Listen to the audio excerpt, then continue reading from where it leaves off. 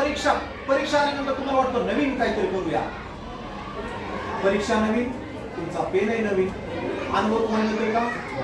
तुम्ही जो वर्षभर जो पेन वापरलाय, जो ब्रँड वापरला असेल तो, किंवा तुमच्या शिक्षकांनी जो सांगितलं असेल तो ब्रँड, तोच पेन शेवटच्या पेपर होस्तर तोच ब्रँड वापरा, कारण त्या ब्रँडचा तुम्हाला एक्सपिरियन्स आलेला आहे. काय आलेला आहे?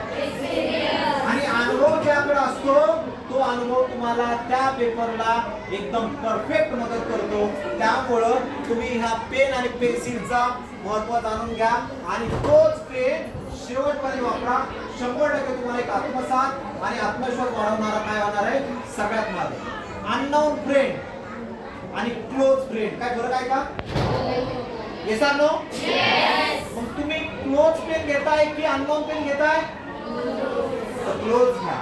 आणि क्लोज पेन तुम्ही असं वापरा ज्यामुळे तुमचा परीक्षाला तुमचा आत्मविश्वास वाढेल आणि तो तुम्हाला चांगली मदत करेल.